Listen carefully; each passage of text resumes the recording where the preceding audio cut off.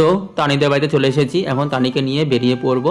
Hello friends, welcome to my another blog. এখন যাচ্ছি হলো বিননগরে। বিননগরে যাওয়ার কারণটা হচ্ছে হ্যাপি গার্মেন্টসে অফার দিয়েছে, সেটার ভিডিও দেখলাম, সেটার ভিডিও দেখেই আসা। তারপরে গাড়িটাকে এক সাইডে রেখে চলে গেছিলাম মার্কেটের ভেতরে, পশুপতি মার্কেট বিননগরে। যাই হোক, চলে এসেছি, এই প্রথম একদম ঠিকঠাক জায়গায় এসেছি। কোথাও ঘুরতে হয়নি আর কাউকে জিজ্ঞেস করতে হয়নি, আর অন্যান্য জায়গায় গেলে কতজনকে যে জিজ্ঞেস করি তার ঠিক নেই। আর এই দেখো চলে এসেছি। এখানে আসার পর মানে বেছে নিচ্ছিলাম কোন কালারটা নেব, শার্ট আর প্যান্ট। তারপরে নিয়ে নিলাম একটা পছন্দ করে নেওয়ার পর চলে এসেছিলাম জুতো দেখতে। এখানে জুতোর কালেকশন প্রচুর ছিল, তার মধ্যে একটা জুতো আমার পছন্দ হয়েছিল, যেটা আমার হাতে ছিল সেটা। কিন্তু একটাই আফসোস, জুতোর সাইজটা বড় ছিল, আমার সাইজে ছিল না। তারপরে শার্ট প্যান্টটা নিয়ে বেরিয়ে পড়লাম। এখন যাব হচ্ছে তানিদের বাড়িতে। তানিদের বাড়ি যাওয়ার আগে খাবার নিয়ে নেব আর ওষুধ নেবে তানি।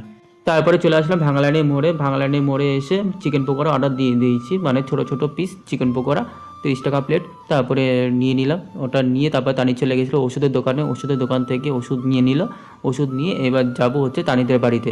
মামিদের বাড়িতে যেই আসলাম অমনি পুচু একদম রেডি, বাটি বাটি নিয়ে। তানি বলছে খাবারটাকে বের করতে দে, তারপরে তুই নে। তারপরে খাবারটা বের করছে, খাবারটা বের করার সময় ও প্রচণ্ড এক্সাইটেড। আর এদিকে তানি নিজে না খেয়ে ওর বিড়ালকে আগে খাওয়াতে গেছে। ও একটা বিড়াল পাললে তানি, ওটাকে আগে খাওয়াতে গেছে। তারপরে এই দেখো কেমন লাগছে, স্বাস্থ্য দেখে মনে রক্তের মতো লাগছে। তারপর এদিকের কাণ্ড দেখো, মামি দুটো ওড়না দিয়ে শাড়ি পরা তাল করছে, কিন্তু শাড়ি ঠিকমতো পরতেই পারছিল না। তারপর ওর নিজের মতো অনেক কষ্ট মষ্ট করে পরলো। আর এই দেখো শাড়ি পরা কমপ্লিট, মানে হাঁটতেও পারছে না, হাঁটার স্টাইলটা দেখো। তারপরে আর কি কিছুক্ষণ বাদে ওদের সবাইকে টাটা বাই বাই করে এবার বাড়ি যাই। অনেকটা রাত হয়ে গেছে, অনেকক্ষণ ধরে গল্প করলাম। তারপরে বাড়ি চলে আসলাম। বাড়ি চলে আসার পর দিদাকে ডাক দিলাম। মামিদের বাড়ি আর আমাদের বাড়ি খুব একটা ডিস্টেন্স না, খুবই অল্প ডিস্টেন্স, 5 মিনিটের দূরত্ব, মানে গাড়ি করে।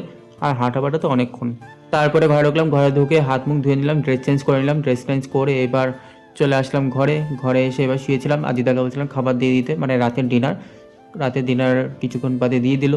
চলো এখনকার জন্য রাখছি, দেখা হচ্ছে পরের ব্লগে। টাটা সবাইকে।